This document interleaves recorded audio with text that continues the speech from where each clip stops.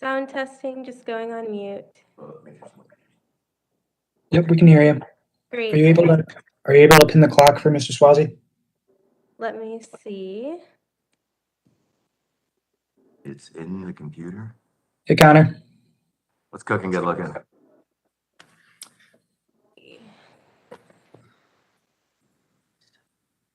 If you scroll your mouse over the top three buttons on top panel of your screen, you'll be able to lock a participant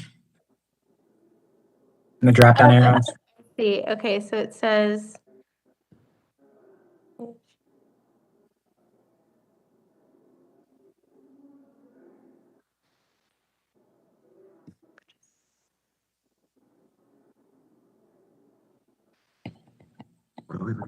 We're like trying to pin the clock, right? You said the top three dots above my video? Above anyone else's video but yours. If you click on those, you see the lock icon? So I'm doing that for the clock. Yeah, where it says timer. And Okay. then after that, in the top right corner of your screen under layout, just make sure you have it in stage view so everyone can see the hearing room. Which participant?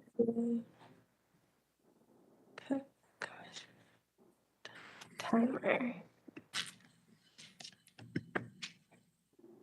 Okay, so I just lock the timer.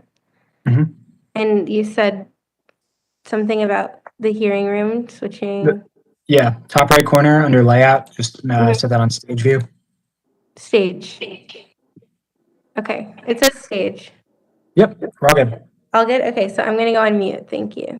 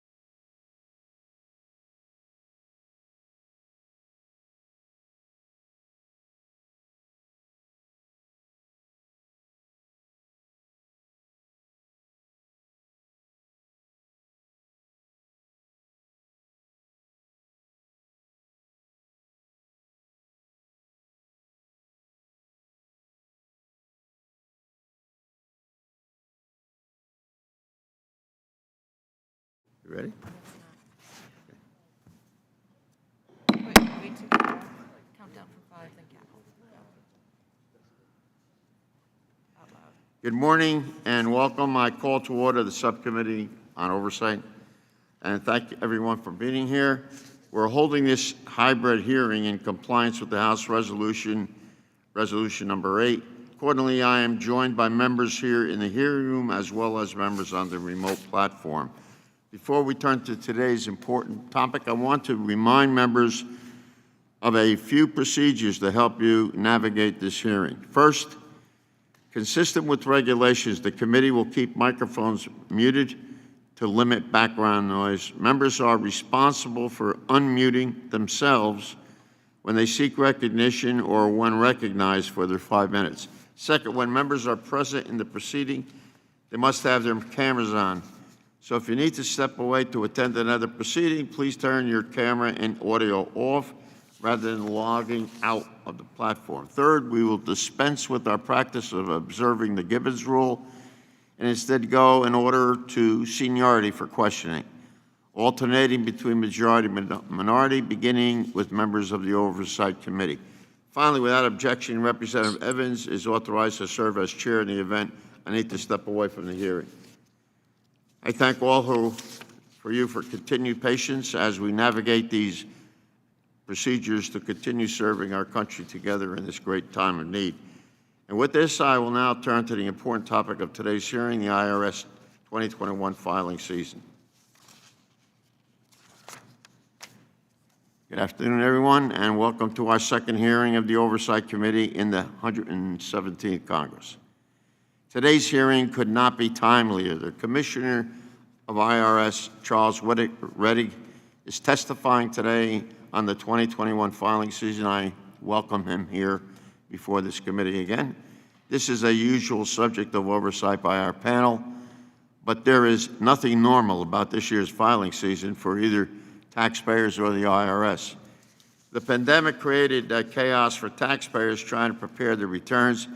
It has created disorder for the IRS, which is still having a difficult time answering taxpayers' questions and simply processing their returns.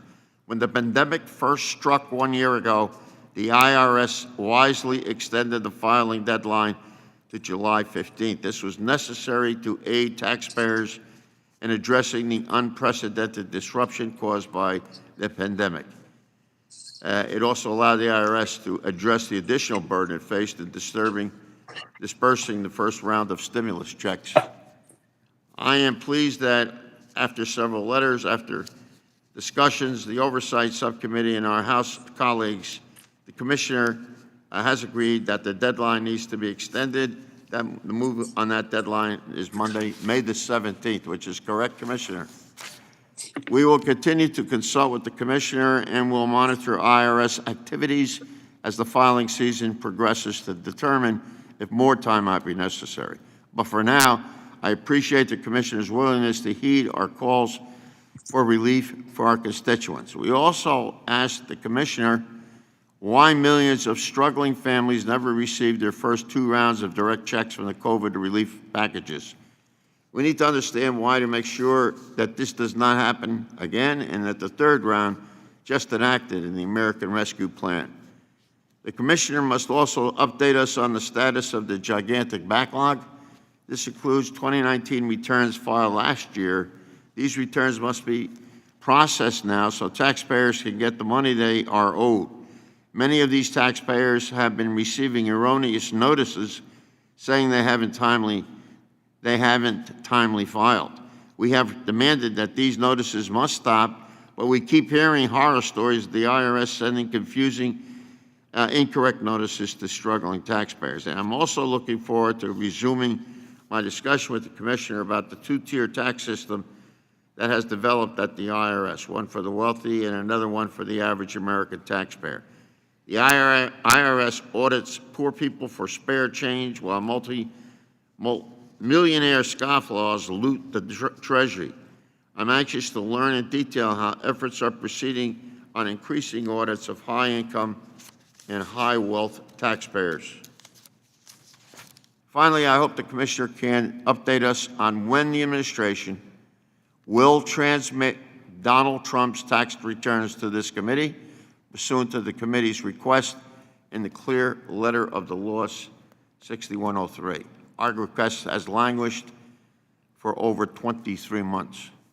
Let me return now to the ranking member, Mr. Kelly, for his opening remarks. Mr. Kelly, you're recognized for 5 minutes. Michael, go ahead. Thank you, Mr. Chairman. And Commissioner Reddick, thank you so much for being here today. I can't emphasize enough how much we appreciate the work that you have and the men and women of the IRS under incredibly difficult times. So, and you and I have talked about this before. I know you have about 80,000 plus people working, and they're working in the best interest of everybody in the United States. So I really appreciate that. Now, with having said that, I think you want to acknowledge that the IRS still faces several challenges this tax season, and I have concerns about how the agency plans to address them. Let me say to start out that I am most concerned about the current backlog of unprocessed tax returns from people who filed their taxes last year, and it's my understanding that there's 2.2 million individual returns and 4.4 million business returns received last year that are still waiting to start processing, and millions more remain in the processing pipeline due to the needed error resolutions and other issues. That means millions of taxpayers are still awaiting refunds for tax returns they may have filed as far back as March and April last year. Well, given that this backlog may not be resolved until well into this year, I'm concerned about the agency's ability to handle last year's backlog while also having to work through another difficult filing season this year. Now, I understand that you've announced an extension of the filing season by 30 days. I hope to hear more about your plan and how you use those 30 days to work through this backlog and get our tax system back on a normal schedule as soon as possible. I do worry that further delays could lead to a backlog at the end of this year and turn this into a vicious cycle that we will never get out of. Now, whenever we have an IRS-related hearing, we're always told that the IRS needs additional funding. And it's true that Congress has added to the agency's responsibility over the last year with bipartisan COVID relief bills, and now the Democrats' partisan $1.9 trillion bill that has very little to do with COVID. In fact, only 9 cents of every dollar is actually going to COVID relief. So you've got to scratch your head and wonder, how do you come up with that formula? But that's the world we live in. It is worth acknowledging where things stand with the IRS funding. The IRS budget was increased $400 million for fiscal year 2021. And in the last year, the IRS has received an additional $3.1 billion in appropriations through the COVID relief bills and the Democrats' partisan bill. Now, I know every agency would like as much funding as they can get. I understand that. But it's also clear to me that at this stage, the challenges the IRS faces right now will not be solved with just more money. There's also a few other issues I'd like to discuss. The first is customer services. One of the main goals of the Taxpayer First Act was to improve IRS's customer service. Unfortunately, I've heard from many constituents that the phone lines at the IRS are jammed up. And I would like to say, for most of us that serve in Congress right now, our offices in our home districts have become an extension of the IRS as we receive hundreds and thousands of phone calls from people trying to work through the different packages that are available to them. Now, when you talk about customer service, I offered an amendment during the markup of the last COVID package. And last year, the IRS was overwhelmed with phone calls about economic impact payment issues.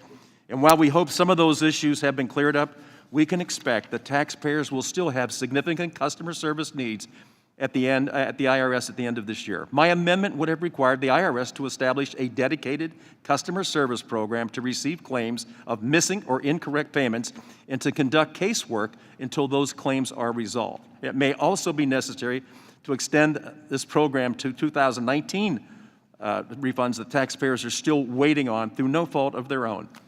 This would also ease the flood of calls that are coming to our offices about EIPs. I'd like to note that at the markup, Chairman Neal agreed to work with me on a much-needed bill focused on customer service.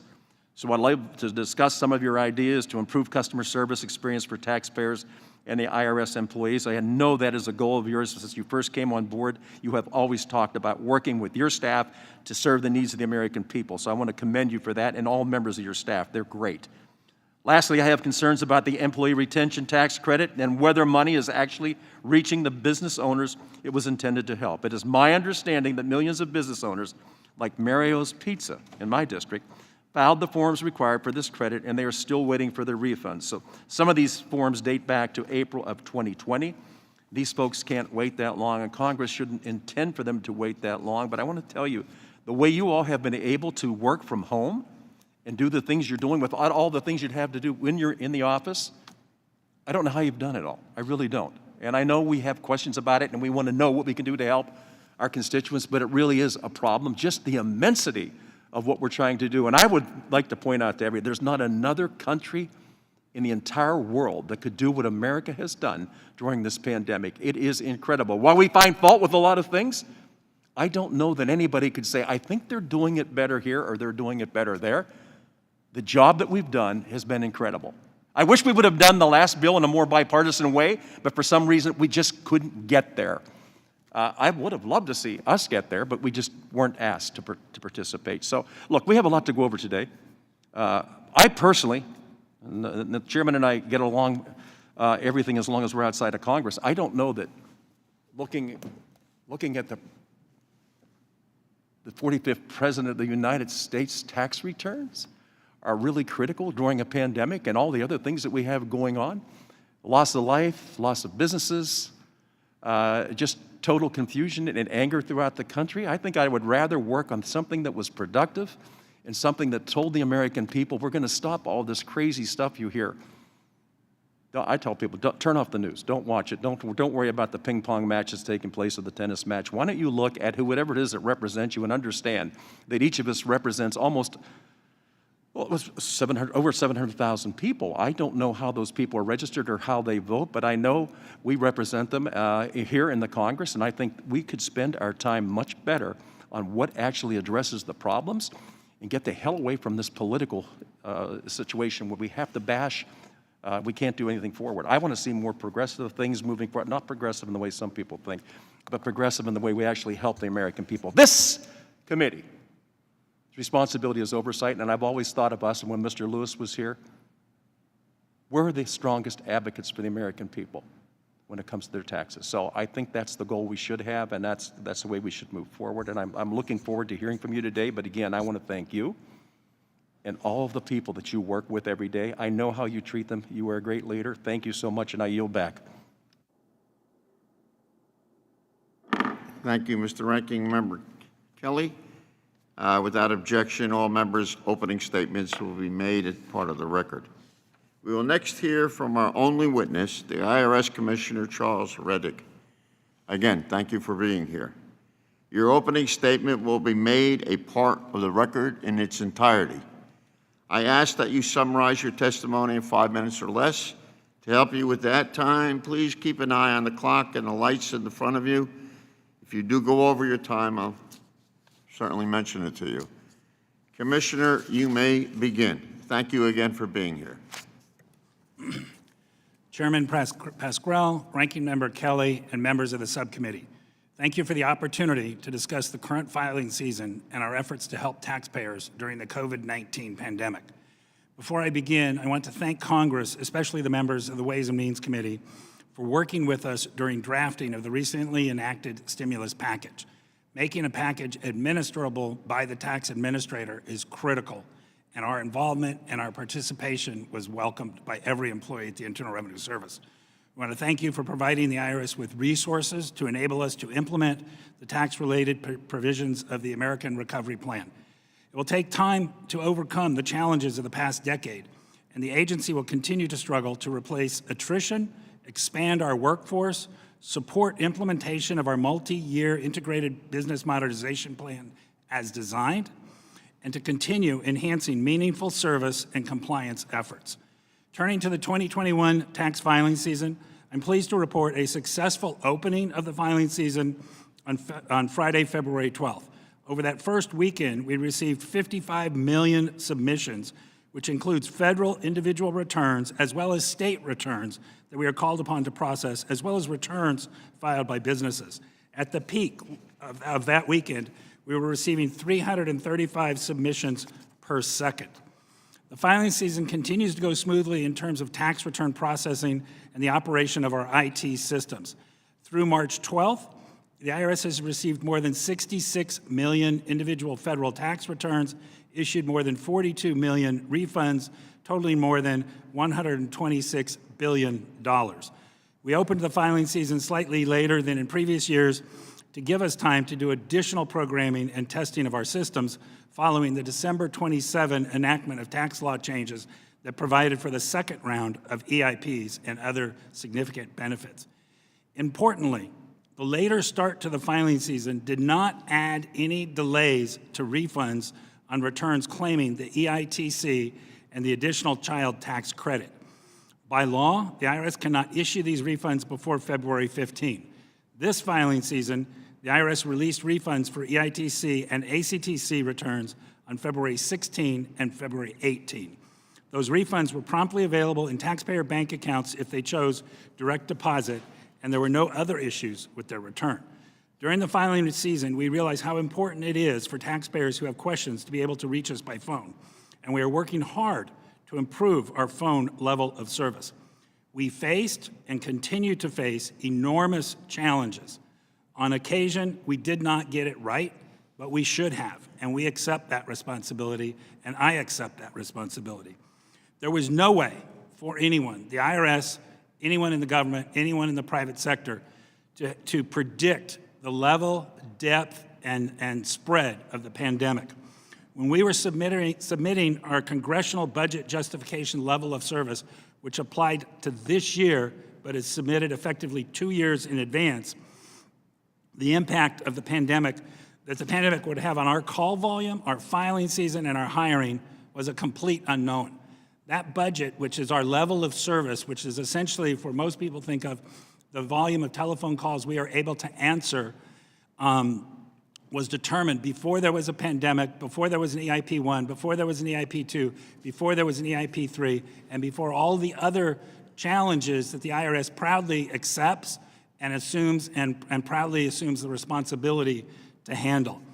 We are still working through the impacts of COVID-19, which created staffing shortages and closures at the same time.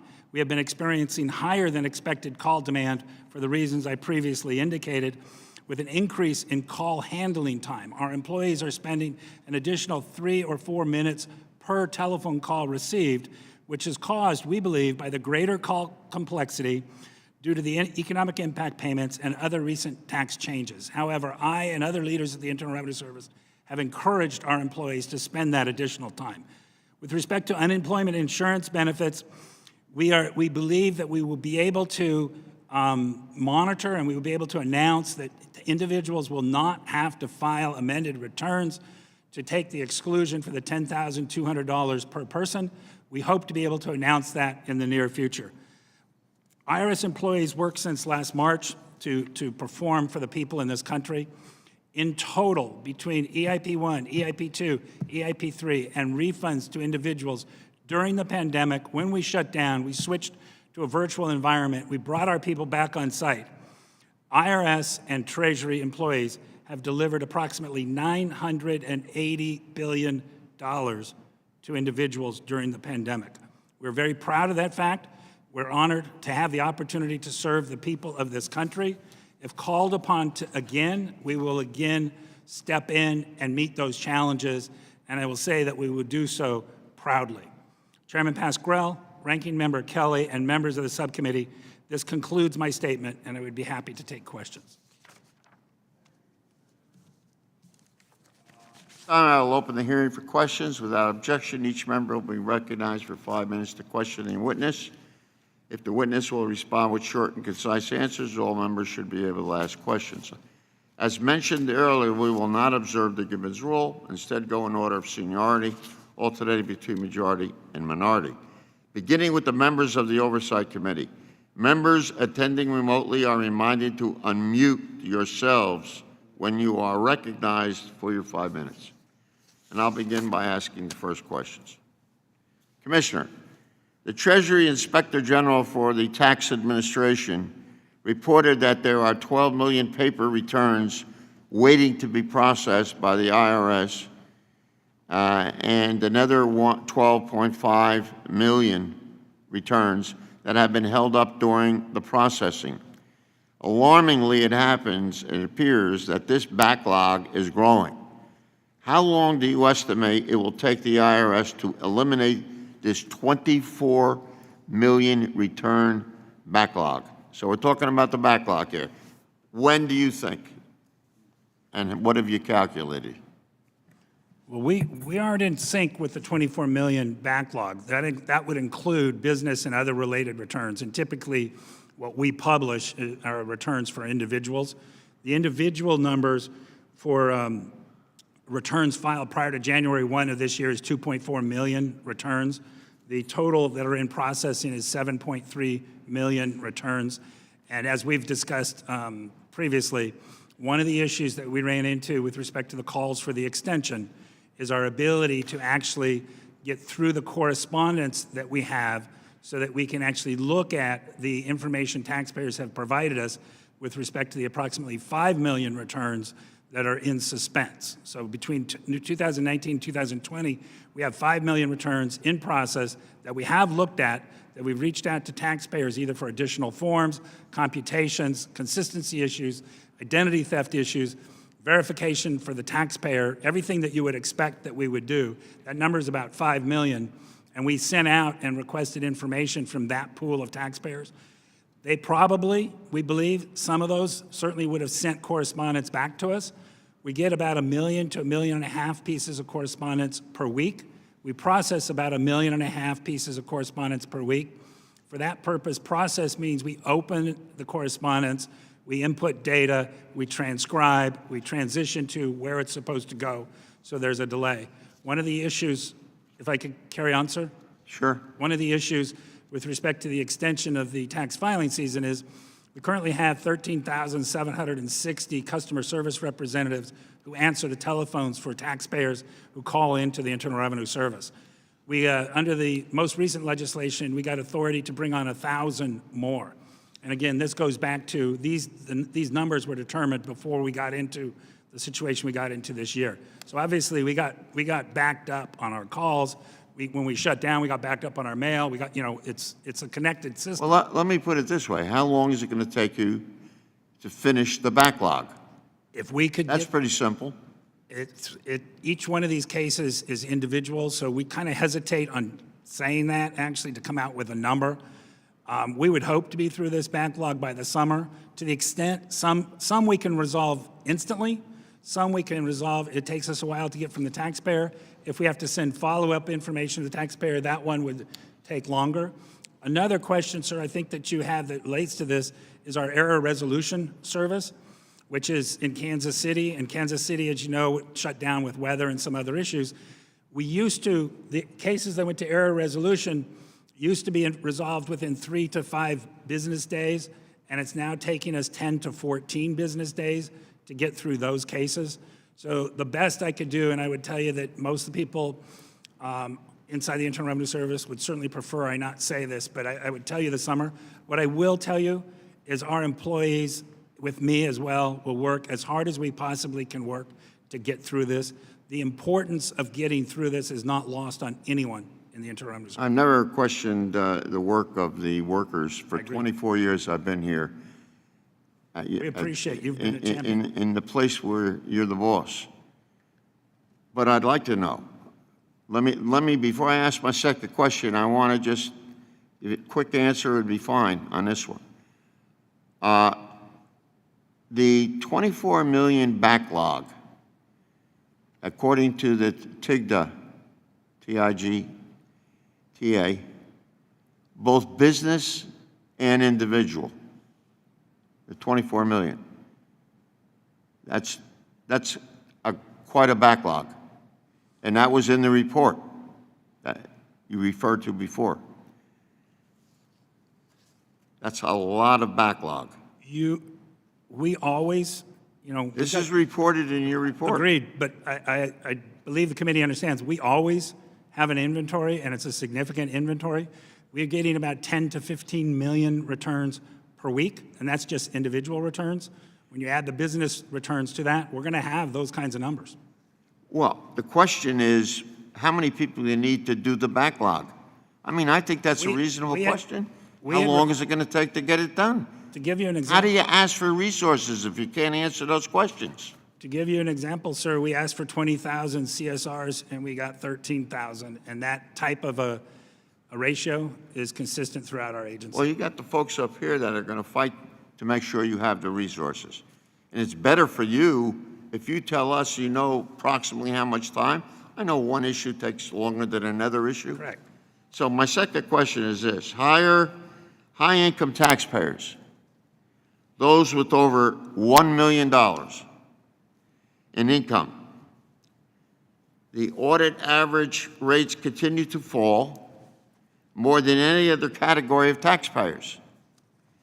A recent report within the TIGTA report shows that the examination rate fell 75% from 2015 to 2019 to under 2.5% in 2019. What percentage of those earning over $1 million are going to be examined this year, audited?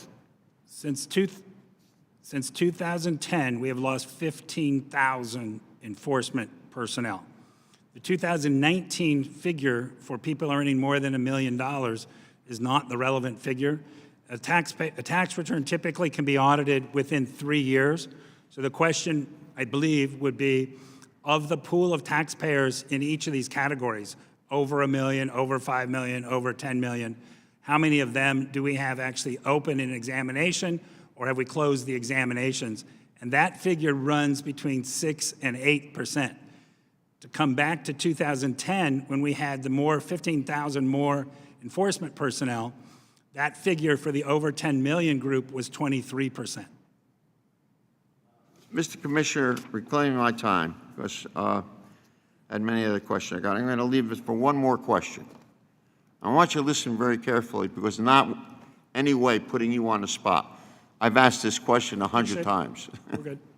I've asked it to you in public and in private. Could you tell us when the administration, the present administration, will be complying with the chairman's request, the chairman of this committee, Mr. Neal, under Section 60-103F, to release the committee Donald Trump's tax returns? Our request has been sitting in your mailbox for 2 years, not you specifically. That's my question. As you know, I'm the commissioner of the IRS, which is a bureau of I'm very aware of that, yes. supervised by the Secretary of Treasury. I'm very aware of that. The decision for the question you answered is a decision for Treasury and the Department of Justice. It is not my decision. But the request went to your predecessor, and the request went to you. It did not go to the treasurer. Now, I know you're under the Treasury. We all know that. Everybody sitting at this desk knows who you report to. So, Internal Revenue Code, Section 6103F, gives the committee, the Ways and Means Committee, clear and unambiguous authority to obtain anyone's connected to the executive branch of government tax returns. In fact, the IRS has never before denied the committee access to any tax returns requested under this authority. And Mr. Commissioner, I want to make it very clear, we're not doing this as a haphazard thing. I never looked at it that way. Every American deserves to know the fairness of the tax system. And if we have a law, and it's very clear what that law says and how it's been implemented in the past, and it's not being adhered to, they have a right to ask the question or answer the question of why it hasn't happened. Why it hasn't happened. I ask you to think about it. If you want to get back to us, not me, us, you want to get back to me about it in the committee, Sir, I prefer that too. you prefer that we get back to you rather? I know that you don't run the Treasury Department. I'm aware of that. Thank you. There are some things that congressmen do know. But the fact of the matter is, we're still waiting. and this is a three-branch government, which is equal according to the law. Thank you so much. And now I'm going to turn to our next questioner, our ranking member for 5 minutes, Mr. Kelly. I'd Thank you. appreciate it. Yeah, thank you, Chairman. Step up to the plate. Yeah, I will, thank you. So, Commissioner, I just wanted to ask you something, because in your opening remarks, you said this, and I just want to make sure that I have this down right. You say, first, I want to thank Congress, especially the members of Ways and Means, for working with us during the drafting of the recently enacted stimulus package.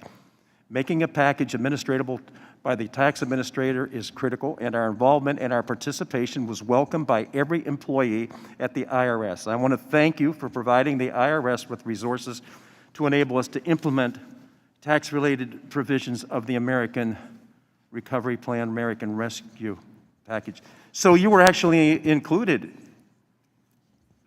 this package, but how were you all? Not me personally, but IRS representatives were involved in the EIP1, EIP2, and EIP3. So you actually were able to give input then on the new package that was being proposed? I couldn't tell you the level of input, but I know that we were asked questions about administrability. That's really good, and I like the idea.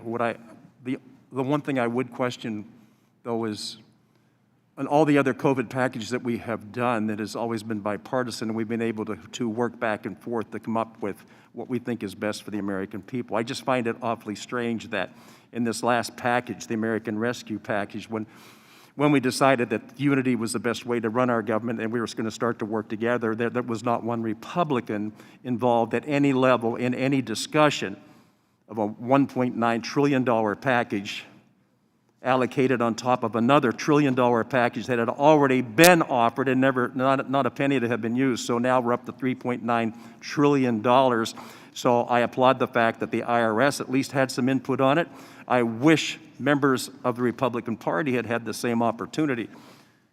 So elections do have consequences. One of the things I did want to ask you, sir, conservation easements. Last year, Congressman Thompson and I co-sponsored Conservation Easement Program Integrity Act, and I think this is what Bill refers to sometimes, so which would stop bad actors from gaming the system to line their pockets at a cost to U.S. taxpayers. Now, this legislation is narrowly tailored to stop abuses by syndicates and to protect and preserve conservation easement incentives for those who wish to use them as Congress intended. Now, I know the IRS has been engaged in a lot of that litigation with these syndicated conservation easements, but I'm not sure the IRS can fight this battle on its own. And I think you and I agree on this. There is something that should probably take place out of this body when it comes to conservation easements. But the intended of the Congress, I think, has been abused in many, many ways. Any opinions on that, or what you think we could do to help? In the space of abusive syndicated conservation easements, we currently have more than 28,000 taxpayers by individual. Many of these are in partnerships and other flow-through entities or tiered flow-through entities. But essentially, if you did a head count of the bodies through tax year 2018, because we don't have our 19 data together yet, it's 28,000, and they're at every level of the Internal Revenue Service, at examination, appeals, litigation. About a month ago, there were 2 guilty pleas, so we have a criminal investigation, criminal referrals, working with the Department of Justice in this space as well. But we would very much appreciate to see legislation that would assist in essentially eliminating abusive conservation easements, syndicated easements.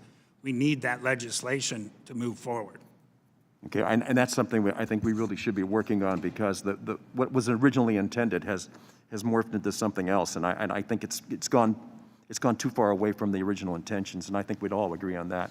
There's only one other thing. Let me ask you. So I'm going back to the taxpayer advocate. I think all of us feel the same way. I don't know of another source or another involved party that we have, especially at all our offices.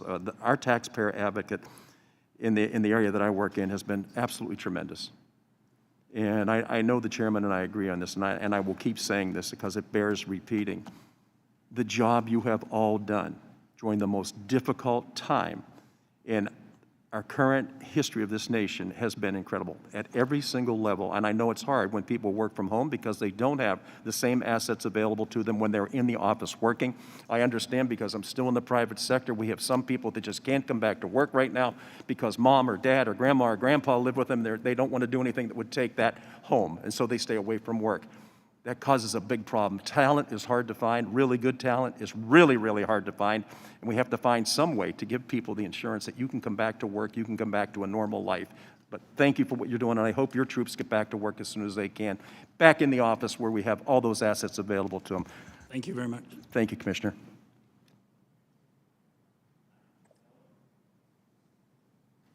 Our next questioner will be Ms. Chu for 5 minutes. I told her that was going to be close.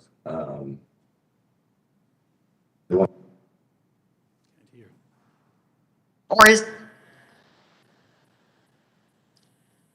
okay. Commissioner Reddick, the American Rescue Plan enacted last week included tax forgiveness on up to $10,200 of unemployment benefits for households earning under $150,000. It's so crucial for those who are suffering the most from this pandemic and will help to keep money in their pockets to help pay their bills and support their families. Now, the IRS has announced that the deadline for individuals to file their federal taxes has been extended until May 17th. What would you advise those who've not yet filed? You say there's a worksheet, but so many use online platforms. How soon will those online tax platforms be updated? And then you said those who already filed may not need to file an amended return, but when will there be certainty on that front? So let me give you the certainty right now is the people who filed should absolutely not file an amended return. So whether they reported it or did not report it, do not file an amended return at this time. We believe we're sensitive to the situation that people are in. We believe that we will be able to handle this on our own. We believe that we will be able to automatically issue refunds associated with the $10,200.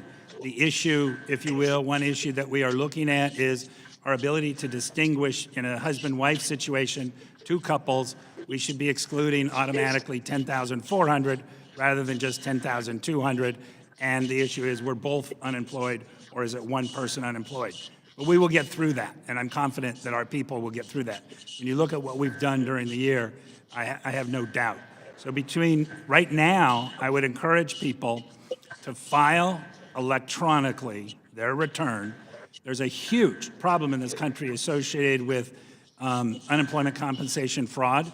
People are getting 1099-Gs that do not reflect the amount that they received. The money was taken by fraudsters. We are aware of that. The states are aware of that. The states issue the 1099-Gs.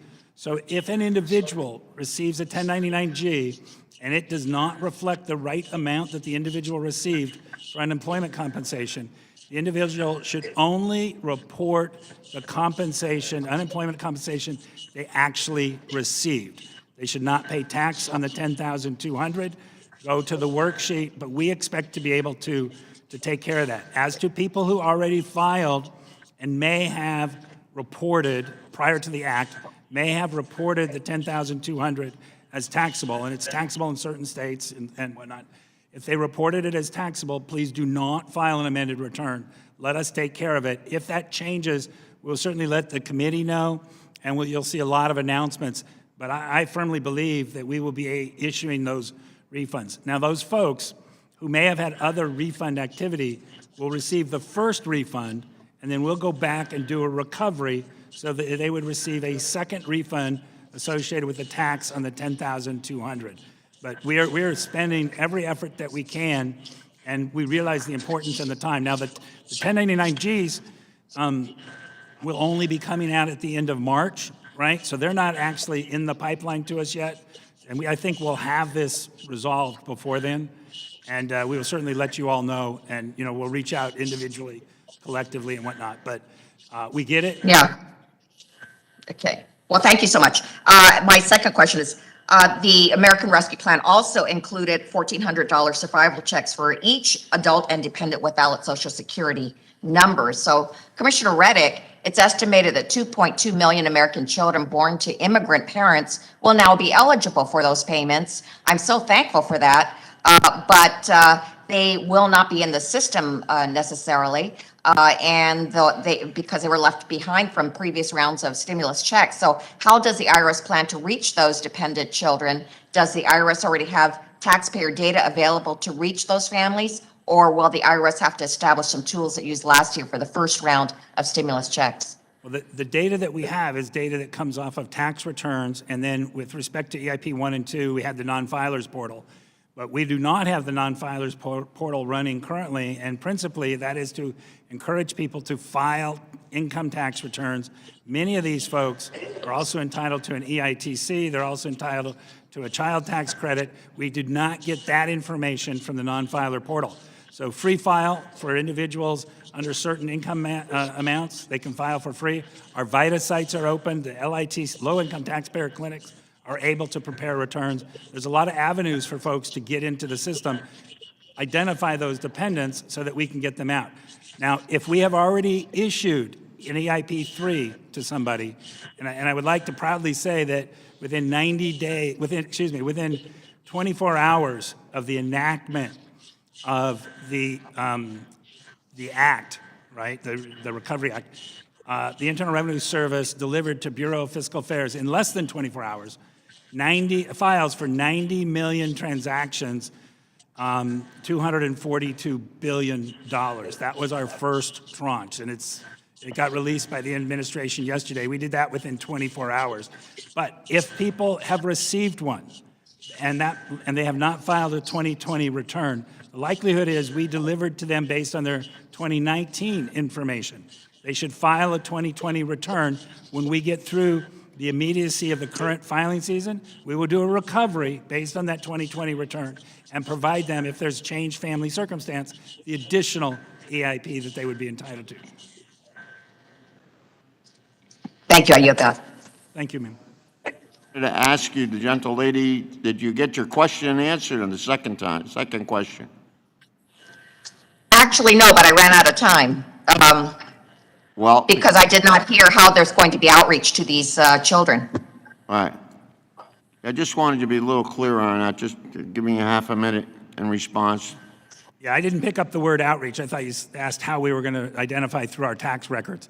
The outreach, ma'am, we're engaged. One thing that has happened, a silver lining from EIP, is we're engaged with over 11,000 different community organizations, religious, social, tenant associations, you name it, homeless shelters throughout the country. So our outreach went from more traditional tax channels into the communities, and our people live in these communities, and we are servicing these communities.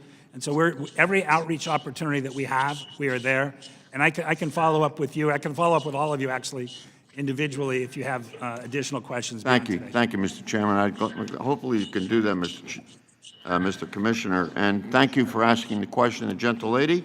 Now, based on the members in attendance and consistent with the committee practice, we'll move to a 2-to-1 questioning after Representative Wenstrup. The chair now recognizes Ms.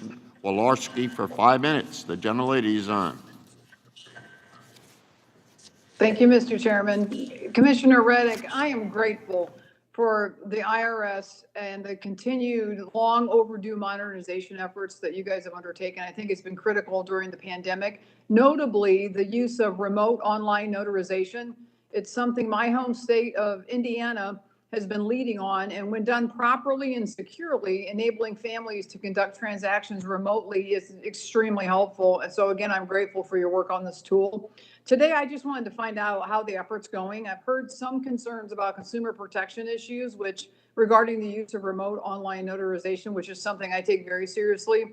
Has the IRS experienced any issues during the expanded use of the remote online notarization? And are there any safeguards that are working? And is this type of a tool something that you would consider making permanent?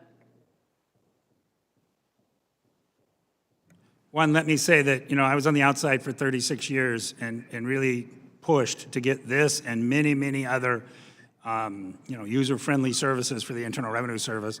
Now that I'm sitting in this seat, I have a bit of say as to us being there, and the idea of making this and many, many other avenues for communication, interaction with the Internal Revenue Service permanent. The pandemic allowed a risk-averse agency to assume certain risks. So I'm not aware of specific issues that would cause us to not do it. I know our council, always has issues anytime we open up electronically. But let me say, I'm a huge advocate of getting us there, not only for this, but all the other avenues that we have. We will not abandon traditional means of communication, in person and, the rural communities, but we need to get into the type of service that people deserve here. Thank you. I want to make you aware of one other thing, Commissioner. I'd like to put an issue on your radar regarding foster youth and student financial aid.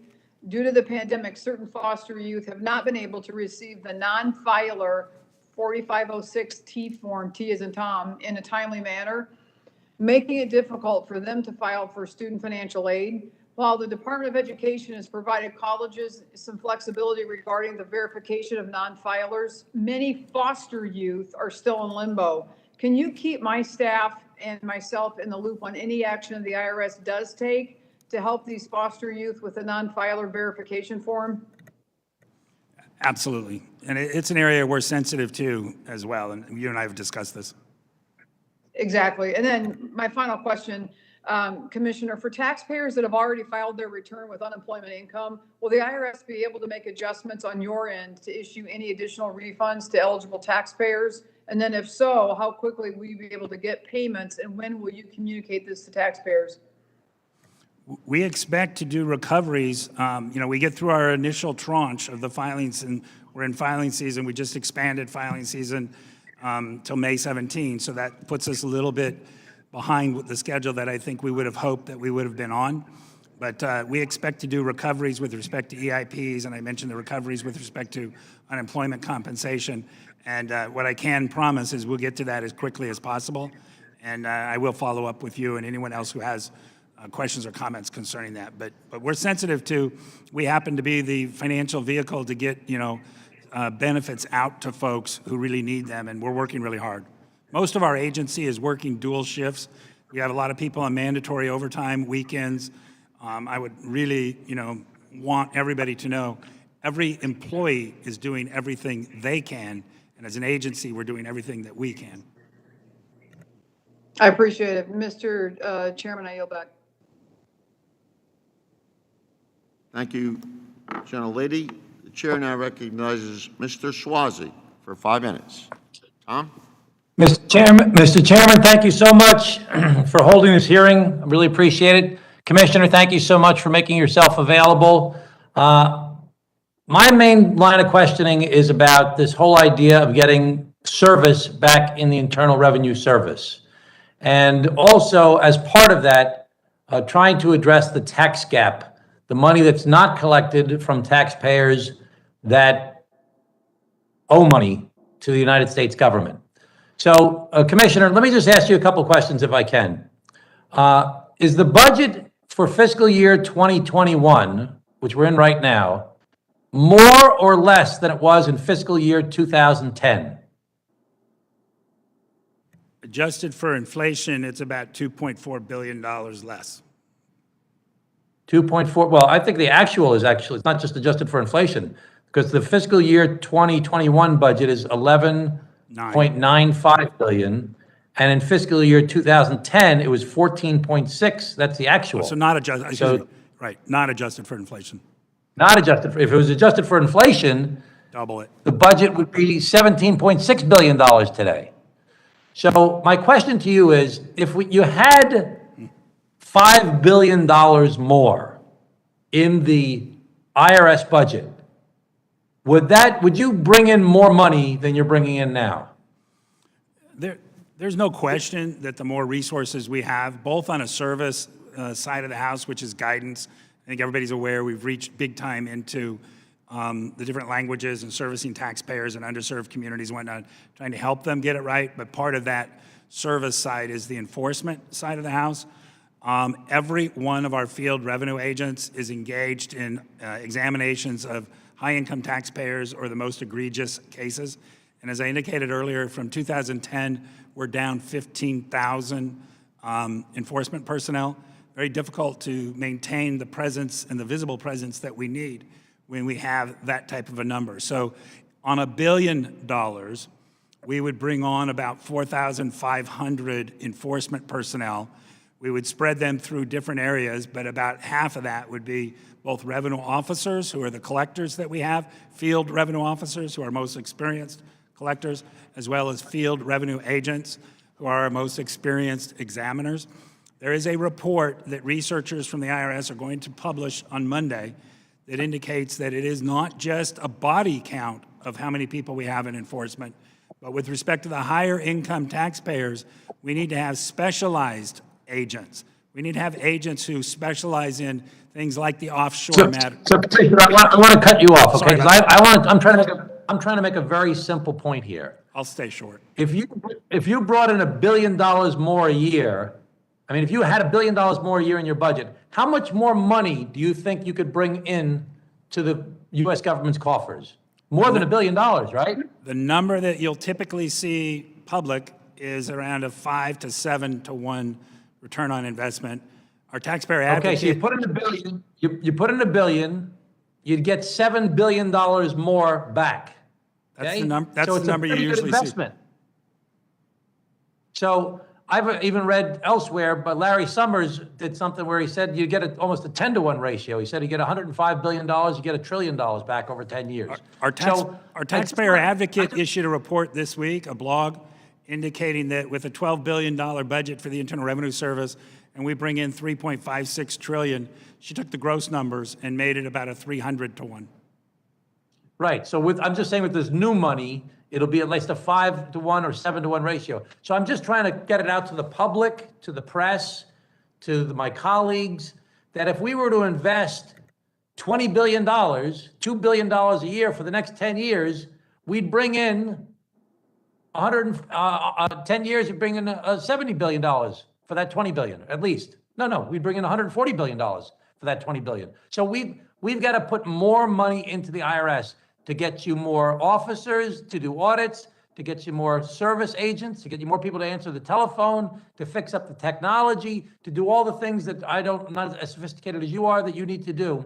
You need more money, and you'll bring more money into the federal government so we can pay for things like addressing the problems that we face in our country that we just did with the American Rescue Plan. So let's invest in the IRS, which has almost $3 billion less in funding today than it did in 2010, and let's bring more money in to the federal government by doing that. I yield back, Mr. Chairman. Thank you so much. Thank you, gentlemen. Chair now recognizes Mr. Wenstrup for 5 minutes. Thank you, Mr. Chairman, and I want to thank you, sir, for being here today.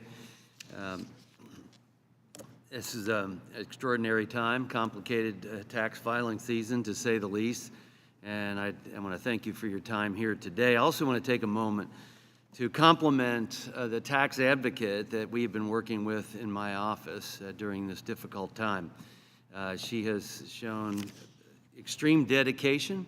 My staff has been very happy with the relationship that was developed. Her name is Barbara Bowling, if I can say her name.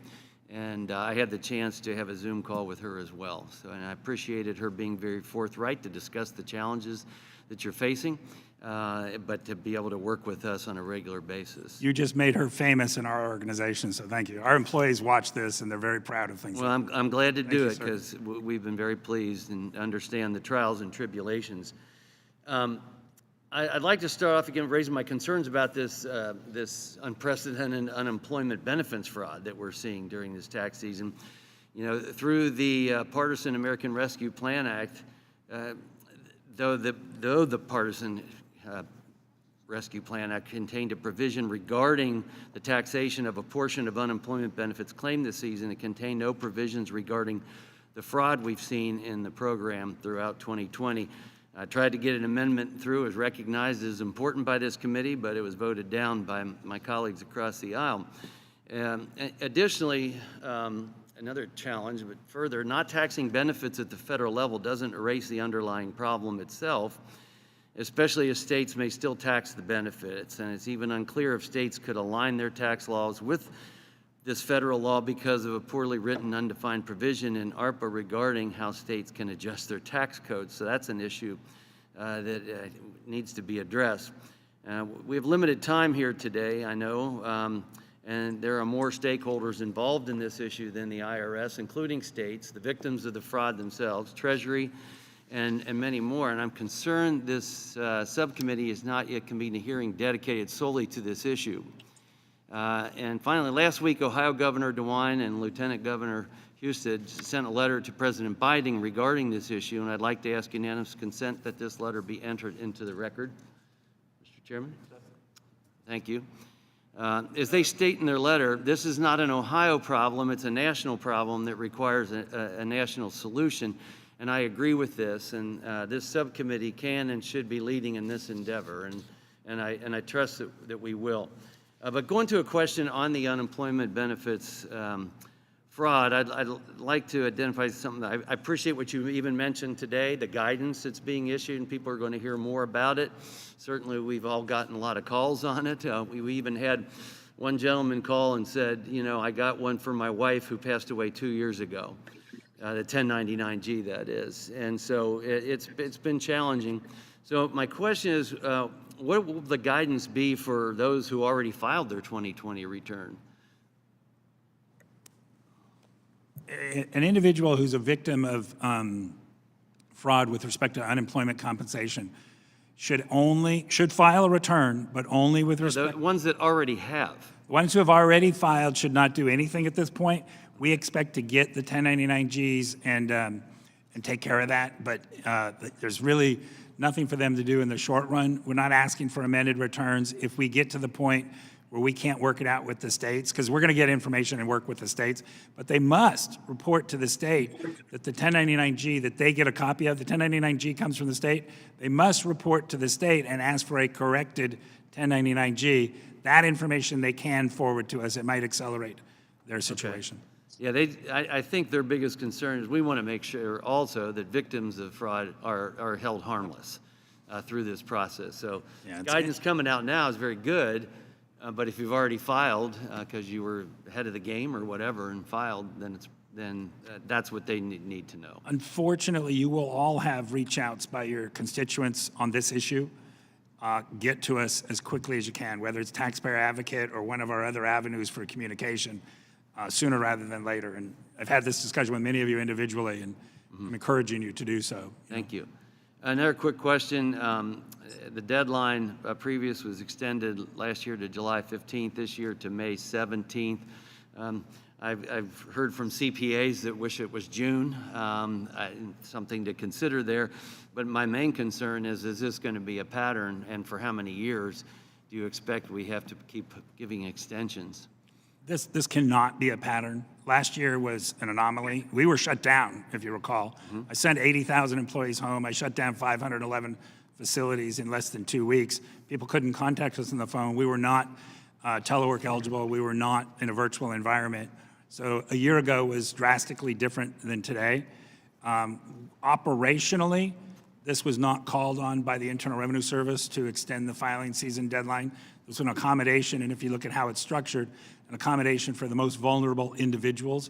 We only extended the 1040 for individuals. We didn't extend corporate, other entities, and the rest. And it's to try to give the individuals who might be struggling to get some of their information a little bit of a breathing room if they're not comfortable otherwise doing the automatic extension till October 15th. Thank you, Commissioner, and thank the gentleman for his questions. And now the chair recognizes Mr. Schneider for 5 minutes. Thank you, Mr. Chairman, and Commissioner Reddick, thank you for joining us today, and I appreciated the opportunity to speak with you and your team last week, and I commend all your people, the IRS, working so hard and so diligently through these very difficult times. The fact that less than a week after the American Rescue Plan was signed into law, more than 90 million EIPs have already gone out to taxpayers around the country is a testament to the serious speed with which the IRS is processing this vital economic support. In response to the news yesterday that the IRS would be adjusting the 2021 filing deadline you just touched on, I want to thank you for listening to members of this committee and to our constituents as we expressed our concerns about the need to adjust the deadline earlier this year. Now, where I want to focus is on casework. My staff's been in touch with the IRS about casework issues my constituents have been experiencing, and I've forwarded to your staff several cases that require immediate attention. My first question is, can I get your commitment that you and your staff are going to work with us to make sure we resolve these as expeditiously as possible? I'm available to talk with you either later today or tomorrow. We'll set up a call. Thank you. I appreciate that. Let me go back to the deadlines. You said you were focusing only on 1040s, not small businesses. And I'm grateful that the deadline was moved to May 17th for individuals.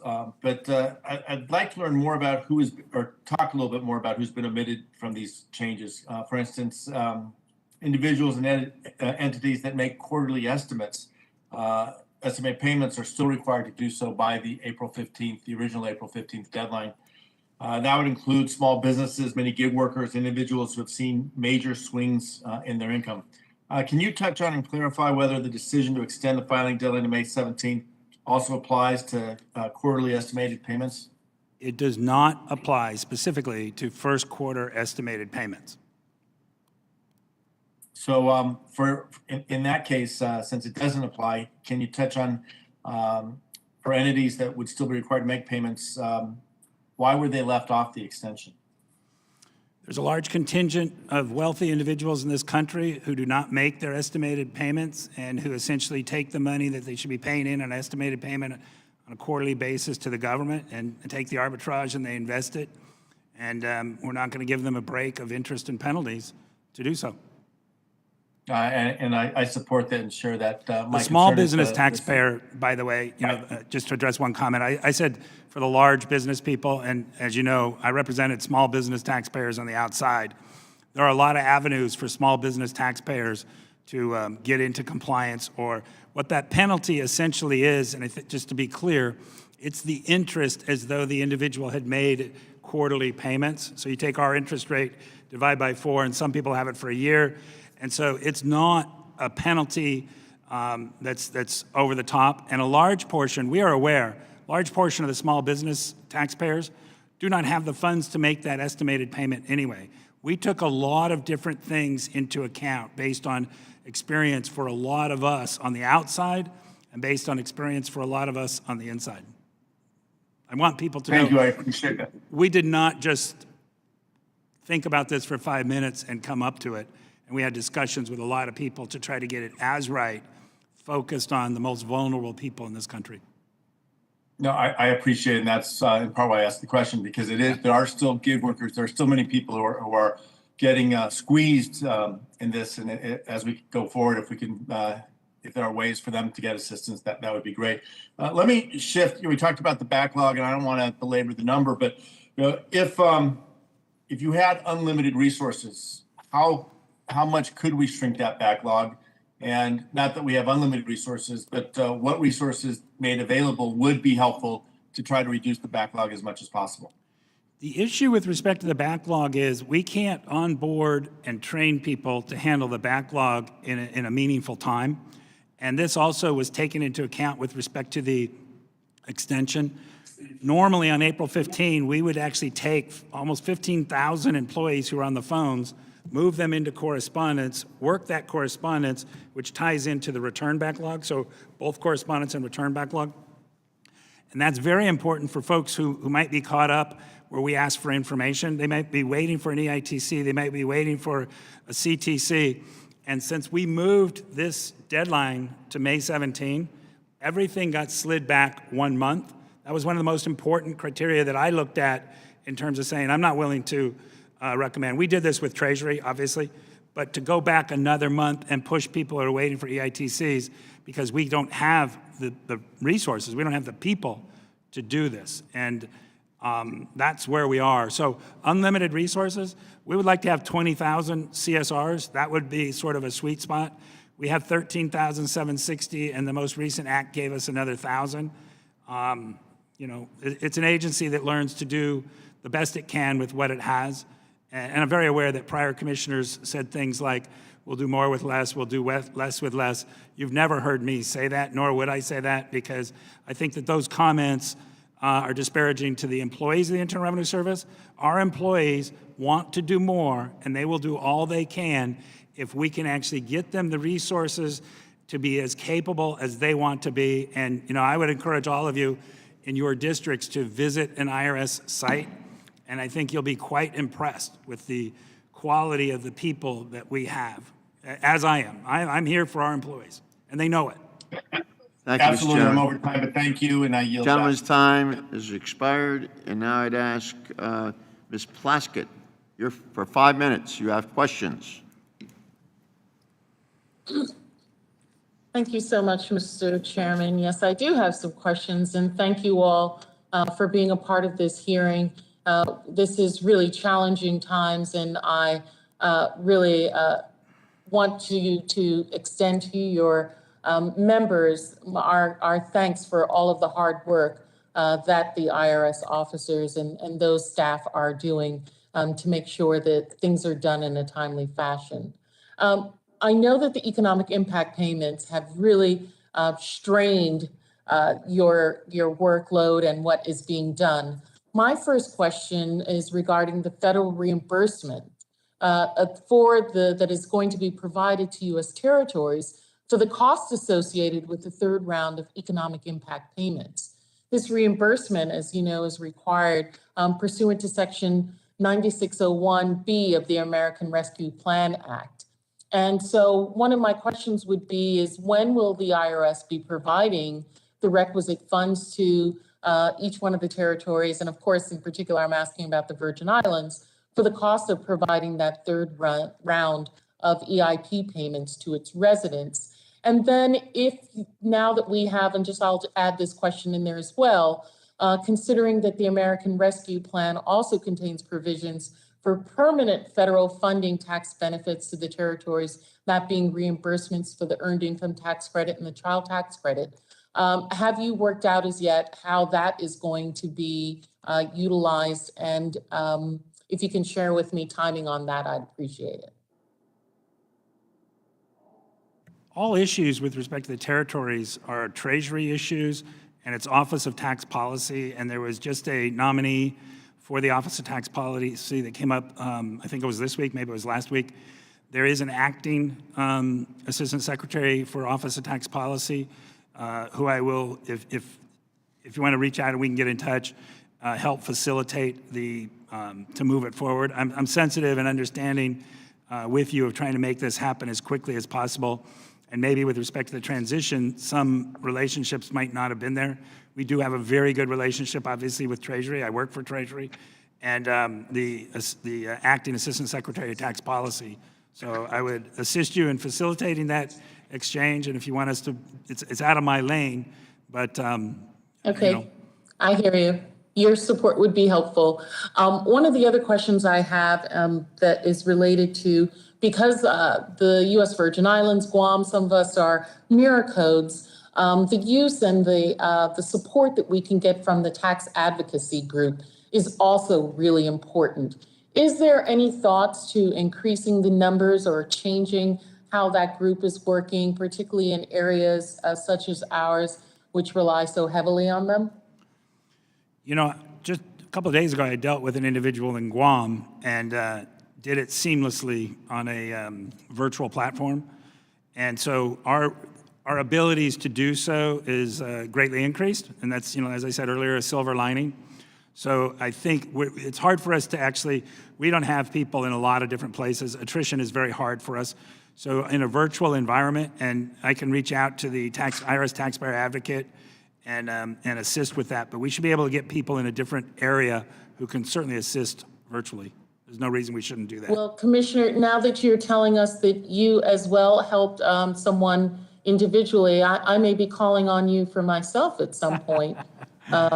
Or maybe you can set up a class for us. I'd appreciate that. I know people who know people, but I don't handle individual matters.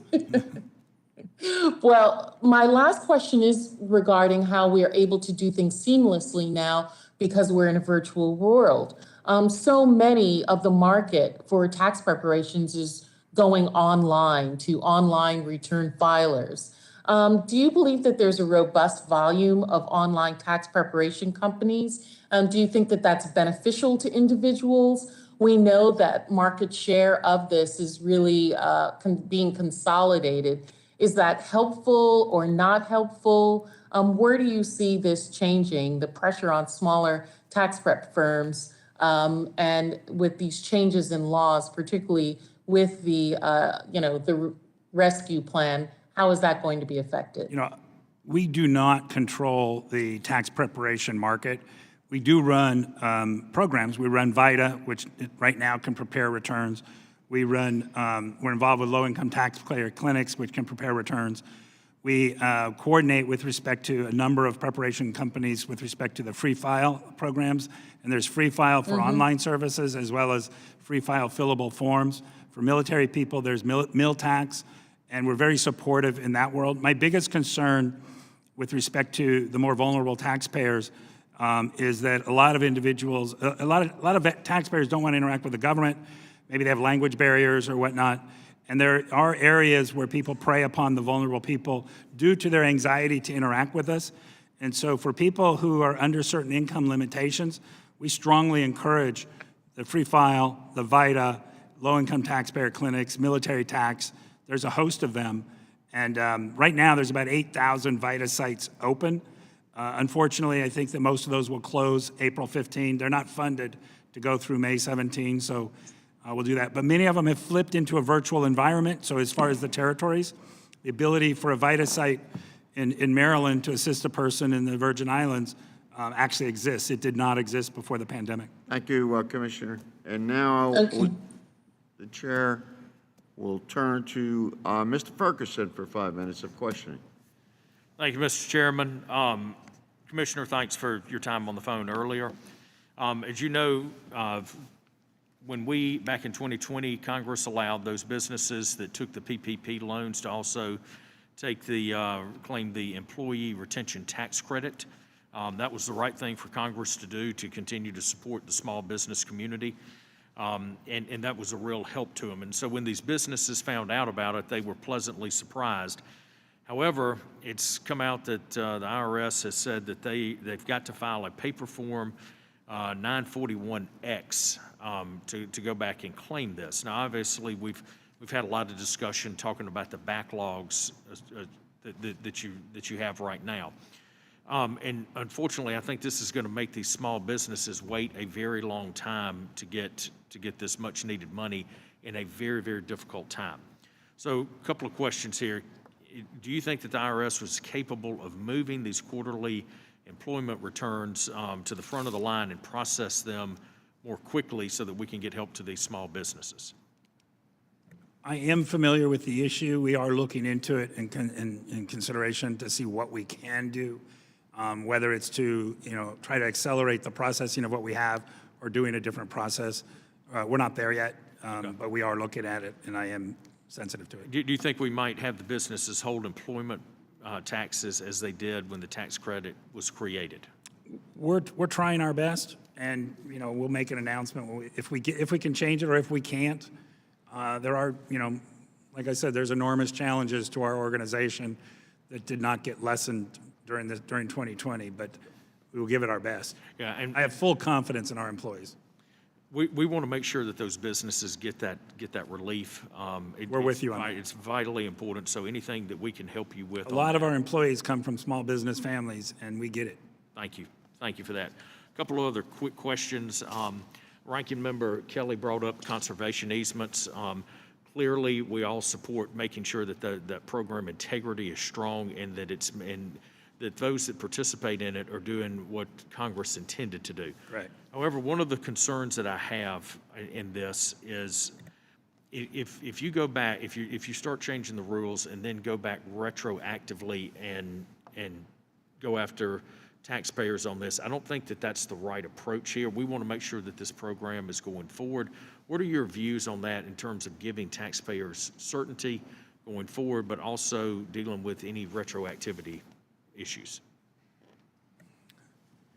I can tell you it's an issue that I'm familiar with. I spent 36 years on the outside as a tax lawyer. You know, somebody'd have to work a little harder to get me convinced that there's a problem on retroactivity in this arena, but more than willing to engage with people. You know, the IRS fully supports the benefit of legitimate conservation easements around this country. It has done tremendous things for farmers and others. Our problem is with the abusive syndicated easements. And I have no problem with however direction we come at those abusive easements, litigation, whether it's in the injunction context, whether it's in the criminal context. I fully intend, I have 2 years left in my term, and I fully intend to give my best efforts to get the abusive side of the transactions. I'm not talking about the legitimate side, but the abusive syndicated easements, to put a stop to that. It's a cancer in our system. Thank you for that. And one final thing. One of the issues that I've been concerned with for a number of years has been issues surrounding sort of these fly-by-night tax preparers and the issues as they take advantage with some of our most vulnerable citizens, whether it's the filing of fraudulent tax returns on behalf of these individuals that they do it. The individual, of course, is unknowing. There seem to be some real problems there related to the culture that's around these. Will you commit to continuing to work with the Ways and Means Committee to address those issues, to make sure that the most vulnerable taxpayers are protected and those that abuse the system are punished appropriately? 1,000%. I believe everybody on the committee is aware that I am the first commissioner whose wife came into this country as a refugee. My in-laws live in an ethnic community, do not speak English, and I'm aware of people not only in that community, but similar communities around the country who are preyed upon. And we have a very active criminal investigation function on that last year did 450 undercover operations, many of them in these communities, trying to eradicate that. A lot of practitioners, a lot of preparers provide information to us. We would encourage the preparers to continue to do that. We will take care of it on ourselves, and I will add to the vulnerable communities. Young military personnel, I'm the first commissioner to go to the Pentagon to seek additional funding to highlight that fact that young military personnel, many don't know the importance of April 15. They go in, they similarly get preyed upon, and it's certainly unfair. Thank you, Commissioner. Thank you, Mr. Chairman. Chair recognizes Mr. Doggett for 5 minutes. Thank you, Mr. Chairman. Mr. Commissioner, I believe that one of the most important aspects of the American Rescue Plan are the changes that have been made in the child tax credit. Many have described it as the most important effort to reduce child poverty in a generation. The success of that provision is significantly dependent upon how the Internal Revenue Service implements it. I know you've already devoted some effort to that. For those individuals who are entitled to a full or partial tax refund, is it your plan to make payments on a monthly basis, and will you be able to begin doing that in July? Excuse me, sir.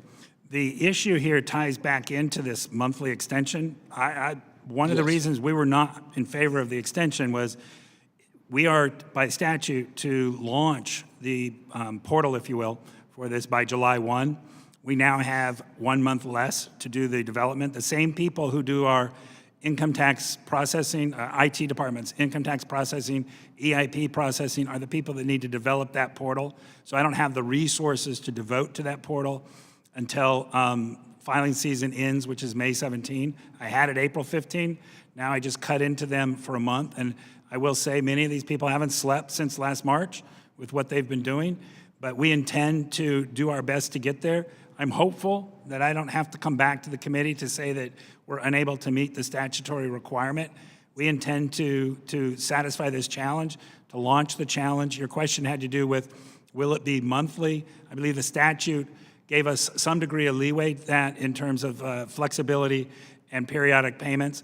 I commit to you that we will do our best to get this portal up, launched, working, seamless, in a user-friendly manner. It's not just a matter of having it be launched, but launched so that real people can use it.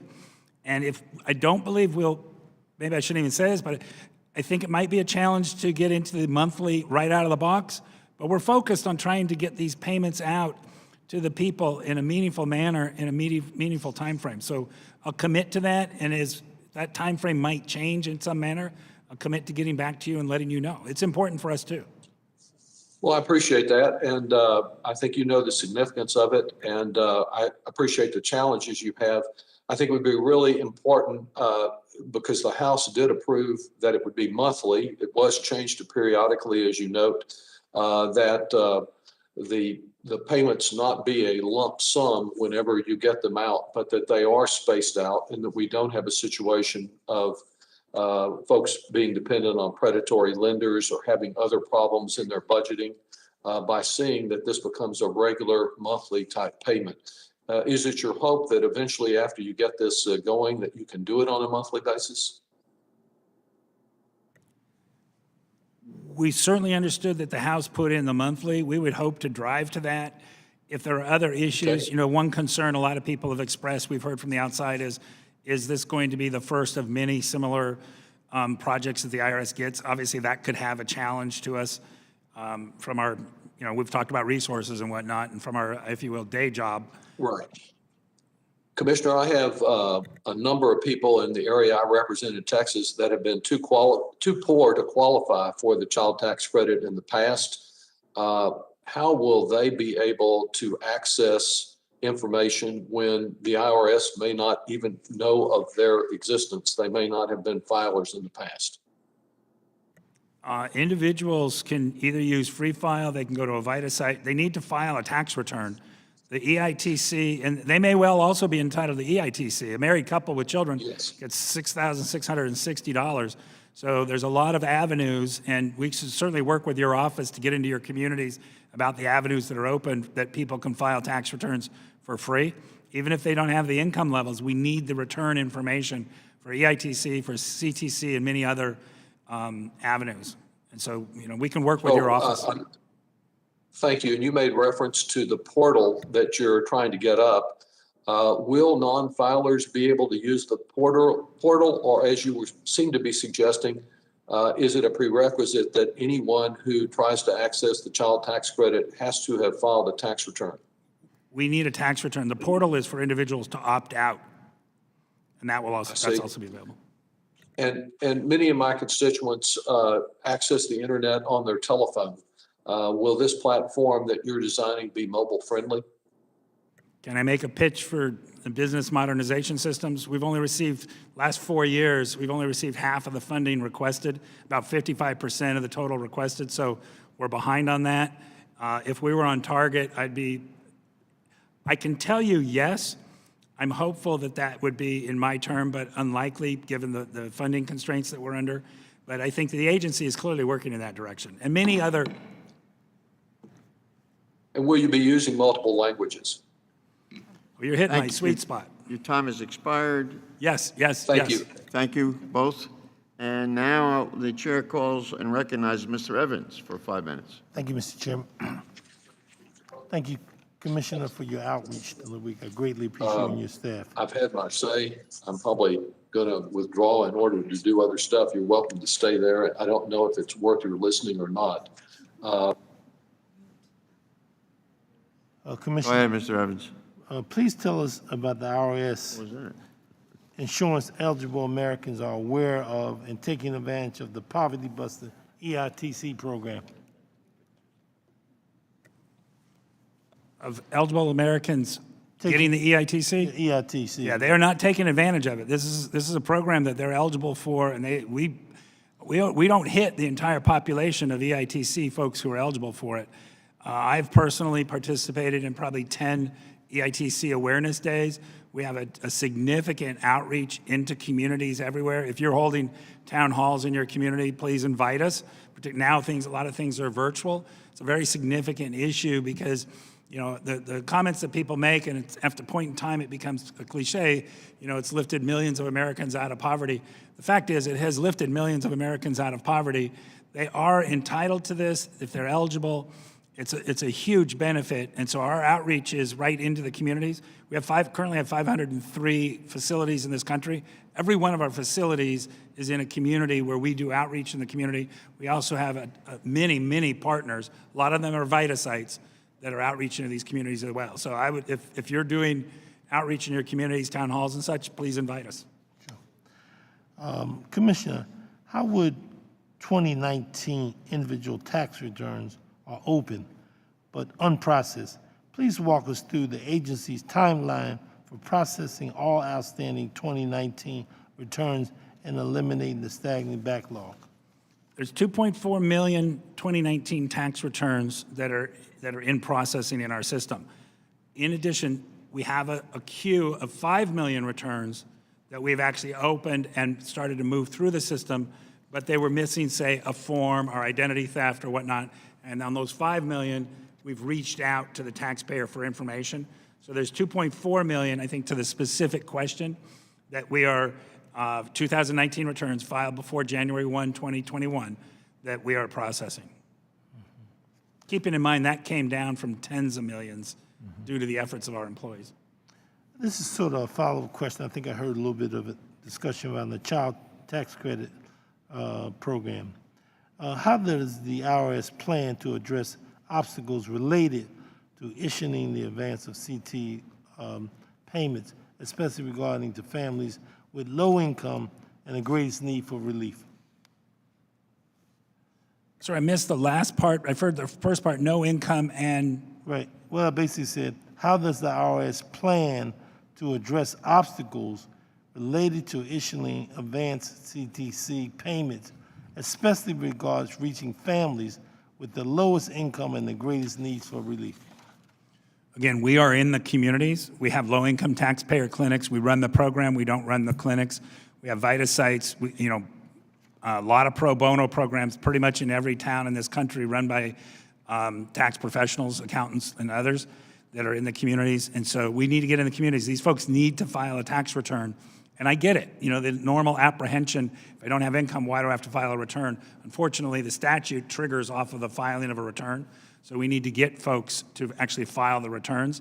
But there's a lot of assistance, and we can work with, again, your staff and others, a lot of assistance available to help channel that. And we have materials, we have outreach materials, and I hope you can tell there's a lot of passion, not just myself, I'm just sitting here today, but from the employees in our organization to make this happen. So basically with the CTC and the earned income tax, there's an awful lot of money being left on the table, or potentially. It's not just money, it's survival for people, it's self-respect, it's self-confidence, it's school, it's child care, it's elder care. I thank you, Mr. Chairman. I yield back the balance on time. For 5 minutes. Thank you, Mr. Chairman. Thank you, Commissioner, for being here. I'd like to thank the 80,000 plus employees in your organization for the work that they do during these unprecedented times as well. It's been mentioned before, but I'd like to mention it. I was really glad to hear some of the experience my colleagues have had. They've described their experiences with the Taxpayer Advocate Office. Our experience has not been quite the same, to be honest, and I don't think it is the fault of any one individual. We believe, my staff tells me, we work with the Advocate Office in Philadelphia. I'm in Pennsylvania. And they believe they're very understaffed and so have a very, very high caseload. And so the responses that we've received are significantly delayed, and we haven't had quite the same experience. So I'm wondering if there's, I could get any commitment from you to see if there's specific staffing issues that could potentially be addressed at the Philadelphia office. I will look into it as Philadelphia, but every member here could ask me that question on their district as to staffing. We get into attrition and staffing and whatnot. The Taxpayer Advocate got additional funding this year over last year, but pretty much every avenue we're stretched. What we're trying to do is to leverage resources across community lines where we can. The virtual environment has helped us get there. We're not there yet. for everybody, but, I will make the inquiries for you, and I get what you're saying. And again, I know your people are doing the best they possibly can. They work really hard. I was just amazed at the difference in, I guess, some of the experience in different offices. So that's all. Again, don't mean to come down on any particular staff member because I think they're working very, very hard. I do want to follow up, actually, two areas that have already been brought up, and the one is the extension to May 15th, and I was talking to a CPA this morning, and in fact, the CPA Association in Pennsylvania, their top question in regards to the extension was an issue you already brought up, but I just want to reiterate it. The CPA I was talking to today represents a lot of small to medium-sized business, not the big guys, but they are all paying the quarterlies, the estimated taxes, based on the return for the previous year. And so his question was, his clients will not know how much their estimated tax would be. They want to pay it on time, but obviously if they haven't filed until May 15, they wouldn't even know what that amount would be. Is there not a way we could somehow coordinate those two dates for those type of small business owners? No. So your only solution to that is they will pay, if they aren't aware, they'll just pay a penalty and interest? I come from a small business family. My dad had a truck and 2 sons. And I'm very sensitive to the communities, particularly now. I represented small business owners on the outside. The issue is, where do we draw a line? And that line will quickly extend to wealthy individuals who will game the system. Every time we open a door, they come in with all their advisors and everything else. So we had to draw a line, and we drew the line on the most vulnerable individuals, 1040s. So really, those folks, the small business folks, should talk to somebody at the IRS if they have a penalty. I will tell you, that's if not they my have commissioner what? hat. That's my prior to commissioner hat. They should talk to the IRS if what? I'm sorry? If they have issues here, they should talk to the IRS. There are many, many avenues for individuals to resolve liabilities. And keep in mind, the estimated tax penalty is 1/4 of the interest rate of the Internal Revenue Service, which is already an arbitrarily low rate. So it's not a 5 or a 10 or a 30% penalty. It's 1/4 of our interest rate. The other issue I wanted to bring up, and I'm almost out of time, but is in regards to the CTC and moving to monthly.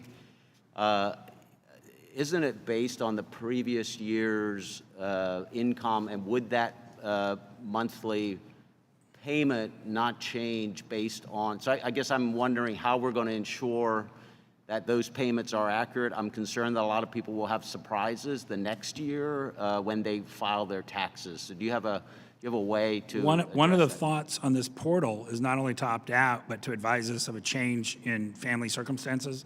So a marriage maybe with a child or having a child and whatnot. A struggle will be if somebody on March 18 tells us they had a child and they will expect a different payment April 1, right?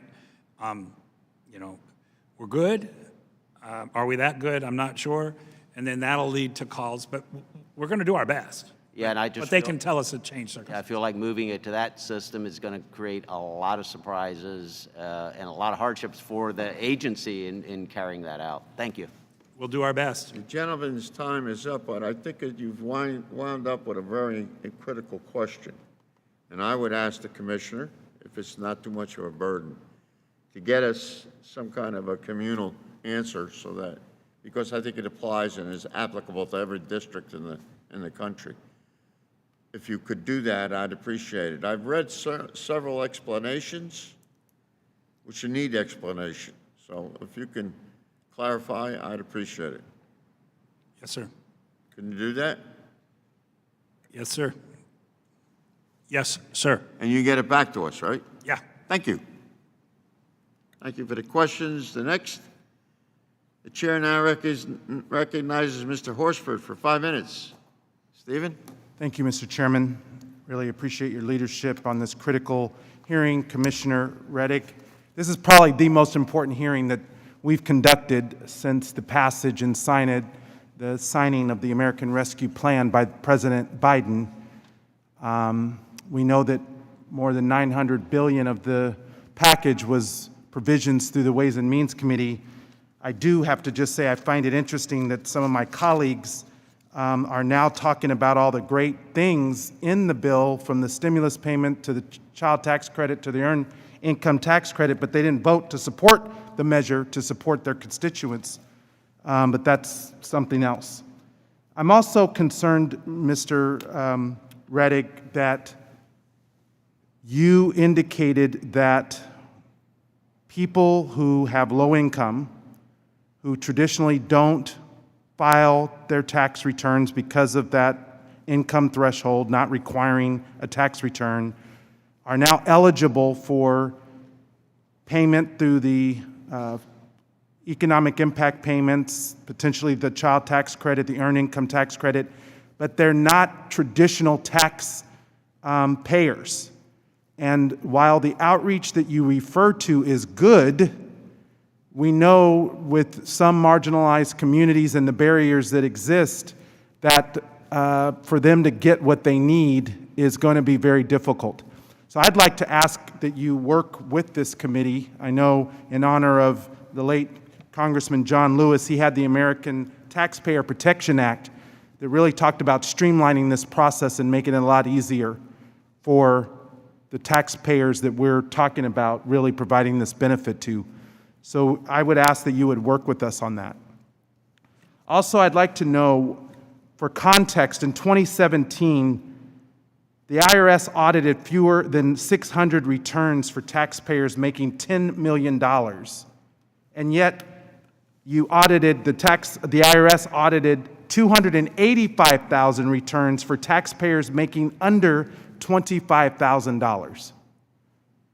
Why do we have a two-tiered system of tax administration and enforcement in the IRS? Sir, we absolutely do not. I will draw your attention to page 34, table 17, capital A. I will come and meet with you. I will meet with your staff. Next month, in May, we will be issuing our 2020 data book. This is the 2019 data book, which is the only data book that is publicly available. The 2017 figures that you're referring to, on the lower income returns, the only ones we really, because of IPERA, we're required to report an improper payment. By what? IPERA. Which is what? IPERA. It's an act that requires Treasury. Right. It's a federal bill that requires you to audit more earned income tax people who qualify for earned income tax credits. And now with the passage of the child tax credit, you're actually making my point. We have policies on the books that target the poor in this country. Meanwhile, the very wealthy get audited at a very different rate. And I'm happy to meet with you. You met with me, and I appreciate that, and I appreciate all the hard work. But we do have a two-tier tax system. I'm happy to meet with you. I think collectively we can make a difference. This is not the arena that the difference will be made in. On the over 10 million taxpayers, we audit 8%. That's a true number. For 2010, when we had the resources, we were auditing 23%. And when you see this report, and I agree with that point. I would love to work with you on this. The fact that you are underfunded and you can't even do your job, you have to move employees from this area to that area to this area to even do the job that the American people expect is something that I agree with you on. Let me ask you another question. We have an issue with the fraud in unemployment. I'm working with Chairman Wyden on a bill to deal with the Unemployment Modernization Act. My home state of Nevada has the second rate of highest unemployment, and we've seen estimates of close to $80 billion in fraud due to these criminal networks. These are like sophisticated criminal rings. So we need to update our unemployment systems to make them, more secure. But we also need to make sure that we have clear and effective enforcement in the IRS. So I just wanted to ask you to follow up on the issue with the tax forms, how you are handling this $10,200 exclusion, and if people are, for whatever reason, liable or have had their identities taken in these unemployment rings, how will they be protected in that process?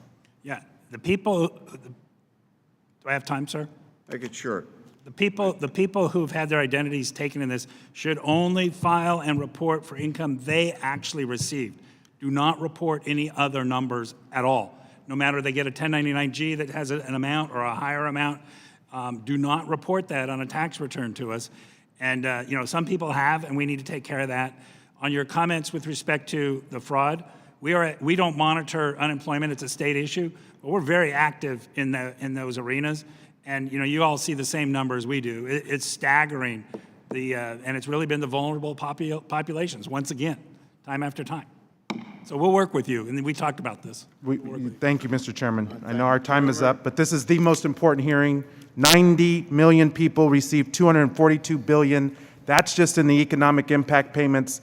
There's billions more in child tax credit and the earned income tax credit, and we need to make sure people get their benefits that this Congress approved, with or without the Republican support. Chair now recognizes Mr. Davis for 5 minutes. Well, Mr. thank you very Davis. much, Thank you, Mr. Chairman, for letting me wave onto this very interesting and important discussion.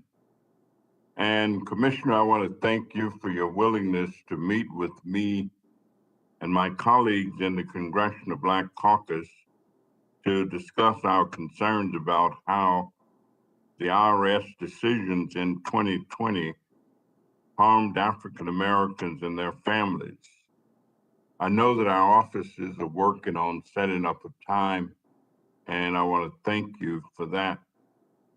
I am concerned about the experiences of foster youth and homeless youth during the 2021 tax filing season. Many of these young people were independent from their parents during 2020, but could not claim their EIPs because the funds went to the parents based on prior tax returns. Given that these young people face substantial economic and social hardships and have not yet received any EIP, I'd like to work with you on ways to help ensure that these youth can access their stimulus funds quickly and that any audit process recognizes their circumstances. So given that the EIP 3 went out based on past tax data, how can these youth access their EIPs now? Well, the EIP 3 went out on 2020 return information to the extent somebody had filed. If they had not filed on 2020, it went out on 2019. When 2020 gets filed, there's a catch-up. So a foster youth who is eligible should file a tax return and claim the Return Recovery Credit, RRC. It's in the return. There's an example for that, and we can walk through with your office and others if you can do an outreach. But there is outreach with respect to that. There's information on irs.gov, not that everybody looks at irs.gov, so I don't cite that as the answer for something, sir. But the foster youth should file a 2020 return, and if they are not on a 2020 return, a dependent on another person's return, they should receive it. But we'll certainly work with you. Thank you very much, and I want to thank the wonderful work of the Uptown People's Law Center and the law students at Northwestern University in Illinois. Thousands of incarcerated Illinoisans submitted simplified returns. Unfortunately, the IRS was unable to process the EIPs from tens of thousands of these individuals. So how is the IRS informing these individuals that they will need to apply for recovery rebates to access their stimulus assistance? There were timelines statutory timelines after which we were not allowed to make payments with respect to EIP 1 and EIP 2. So the return recovery credit is the equivalent of the EIP. It's just on the return. So people need to file a 2020 return. I am familiar with the issue specific as to prisoners, and we can work with you and try to do the best that we can. That's what I can offer you. But in a nutshell, people need to file a 2020 return. That is the true up of the EIPs. Well, I want to thank you for the work, especially that taxpayer advocates in my area do on a regular, ongoing basis. But I also would like to associate myself, not that it's an IRS decision, but we do have policies on the books that relate in a way of looking at low-income taxpayers and not looking the same way. So I'd like to associate myself with the comments made by Representative Horsford. I thank you very much. I thank you, Mr. Chairman, and yield back the balance of my time. Thank you. And now the chair recognizes Mr. Rice for 5 minutes.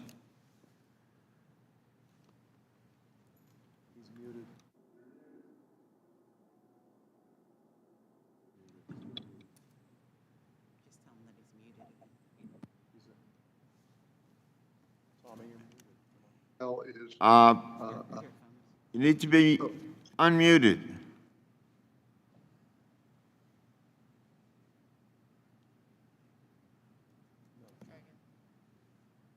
Can you hear me now? Very good, Mr. Rice. Excellent. Mr. Commissioner, thank you so much for being here today. I am a former tax lawyer and a CPA. I have a small taste of what you guys deal with, and the fact that you have been able to handle your normal responsibilities in addition to all that you have shouldered as a result of the pandemic in the last year is just amazing. And so thank you to you and all the people that work with you for taking on all these responsibilities that have been placed on your shoulders. And the fact that you've kept up is amazing. So with that said, when I've been on the Ways and Means Committee now for a little over 5 years, and when I was served on the Oversight Committee years ago, one of the things I was shocked to learn is about the state of the technology within the IRS. Initially, we were told there were 80 what they call points of failure. Later, we were told that there were over 200 points of failure, which is where the IRS is still using old mainframe computers with magnetic media storage that only the programs are so old that only one person knows how to program. If that person quits or dies, then the IRS is in really bad shape. I want to know what progress that y'all have made on updating that, modernizing that technology. I know that 6, 7 years ago, there was significant investment made and not a lot of progress made. And I just want to know that, that the IRS is moving toward a more uniform process with more off-the-shelf programs that aren't tailored for the IRS, that will be more easily upgraded, and that the equipment also is being upgraded. We launched our integrated business modernization plan about 3 years ago. So far, it's been it was a 6-year plan, but it's been underfunded 45% over the first 4 years. So we're behind schedule on that. The Taxpayer First Act has a significant modernization effort, and the idea being through the eyes of the taxpayer, enhance the taxpayer experience, a seamless operation, sort of if you hang up with a private sector entity and then you call the IRS, get taxpayers as close to that, get members of Congress as close to that, get tax professionals as close to that, give them a portal. So we have some funding issues in the modernization. We have actually moved forward significantly. We have a lot of things that are great, but we're absolutely not where we should be. We're not where people of this country deserve to be. We can give you a specific, if you will, briefing in terms of that, and certainly can give the committee a briefing on that. But Are you still using 1980s vintage mainframe computers working on COBOL? We do have some cobalt language, and we have some employees, maybe the only ones left alive that actually understand cobalt. We're moving out of that as quickly as possible. Only 16% of our hardware is out of date presently. 2 years ago, we were at about, I think, a 45 or 46% rate. So we've moved forward a lot. Some of that has been with respect to funding that's come from Congress associated with COVID, and it's made a huge difference for us. It's brought us closer to, if you will, where the private sector would be. We have eyes on the private sector. We also routinely go into the private sector trying to get their assistance. Are you switching over to off-the-shelf programs and not programs tailor-made? I understood you had something like 400 different systems, different programs, and that different areas of the country use different systems. Are you eliminating that and becoming more uniform so it's easier to update? We are. One of the issues IRS, this predates me, but one of the issues IRS had was essentially taking a foundation and, because of budget issues, adding different pieces to that foundation, and you're ultimately left where your foundation can't support what you've added onto it. That's why we're rebuilding the whole thing, and off the shelf is answer to that is yes. We need to. Do you have outside consultants helping you with this, or are you building this in-house? Absolutely. Absolutely. I've been to Austin and I've been to Silicon Valley, sir. Okay. Well, I hope you brought back some equipment when you went. I'll yield back the rest of my time, Mr. Chairman. Thank you, sir. Thank you. The chair now recognizes Mr. Gomez as our final questioner today. Mr. Gomez, you have 5 minutes. Thank you, Mr. Chairman. Commissioner, thank you for coming in. I represent the east side of Los Angeles and downtown Los Angeles, and it's one of the areas that has been disproportionately impacted by the coronavirus when it comes to infection rates, when it comes to death rates, and to the economic fallout that occurred. A lot of my constituents were really dependent on that stimulus check and their refunds. And that's because most of my constituents have to work multiple jobs to make ends meet. They have to live multiple people to a house. So, the $1,400 that they're going to be getting, the previous stimulus check payments, that was a big deal. But the backlog that we've seen in the 2019 returns was extremely concerning. And that's because they really depend on that money. So I know that they can file their 2020 return and continue playing the waiting game when it comes to these previous stimulus checks. But Commissioner, has the IRS taken any action to avoid a repeat of this scenario, and ensure that taxpayers get their economic impact payments in a timely fashion? The backlog on 2019 returns has no impact whatsoever on somebody receiving their return recovery rebate credit, which is on the 2020 return. So no matter what we've done with somebody's 2019 return, have we processed it or it's in processing, they need to file their 2020 income tax return, claim the full return recovery rebate, and they will get it. A part of the processing issues that have come down with respect to this is people are making, they have the numbers wrong on what they did or didn't receive, and so it's a manual process for us to check that. But we could certainly work with you and your staff. I think, I'm from Los Angeles. I still live in Los Angeles. I'm just on an extended tour away from Los Angeles for the period of time. But, would love to work with you and your folks. No, and I appreciate that. Oftentimes also we have caseworkers that work with the IRS in different departments. And they do say that they're things that used to be maybe take a couple of days, maybe take something that would take all of a sudden that takes a week. Things that would take a week now take a month, and the things that take months are took a month are now taking months or not even resolved yet. I was curious, what the coronavirus, how did it impact your ability to process returns? How did it impact your ability to run the IRS as a whole? And what is being done to get people back to full capacity so that we can process people's their IRS filings, as well as make sure that they're getting their rebates? in the end of March, people can point at me and complain. I am the person who shut down 511 facilities, sent home 80,000 employees as COVID was taking off.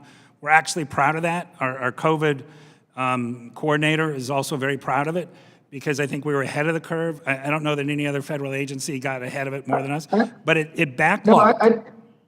Yeah, and I'm okay with that, because definitely we didn't know what we're dealing with. What is the timeline for getting all your people vaccinated and getting them back into a physical location to do their jobs? I'm asking the same question for here in the Capitol when it comes to, I want to see it for, Social Security. I want to see it for across the government because people rely on the government to function. So what's the timeline on getting your folks vaccinated and getting them back to work? I think you might be aware the vaccinations are run by states and counties, not by the federal, not by the Internal Revenue Service. We do have people, and we have reached out around the country to try to make sure that our people are actually registered, and each state and I guess counties have different. It's important to us. We are operating, though, in a socially distanced environment because of telework. We have over 60,000 employees teleworking, which freed up floor space. But you can't tell me it's that you guys are running at the same efficiency as you did when everybody pre-COVID. We're getting close. And one of the things that I want to say is, if there isn't a dedicated amount of vaccinations, if you're relying on states, then that concerns me a lot that these delays are going to continue. And that's not your fault. And if I heard otherwise, that there was going to be a plan to get departments vaccinated in order for people to get back to work. And if that's incorrect, then that's something that I want to push on behalf of your department and also my constituents who rely on a functioning IRS. Thank you, and I yield back. I want to thank the gentleman from California, and I want to say thank you to our witness for joining us today. And please be advised that the members have 2 weeks to submit written questions to be answered later in the writing. Those questions and your answers will be made part of the formal hearing. Mr. Commissioner, I thought your responses were thorough to our members, and I appreciate it very, very much. There is, when we started to answer one question, then other questions came up. We know that. So we might do this again. I don't know if that's a good idea or a bad idea, but we could think about it, right? And I appreciate you being here today, and thank you for your candidness over the last several weeks. And we're going to have a lot more to say to one another. Since you had nothing to do with the decision, to see if I can blame you for something on. We'll give you plenty of things to blame me. It's the IRS. Thank you very much. Thank you to the members. Thank you all for here staying. today. God bless, and the subcommittee stands adjourned.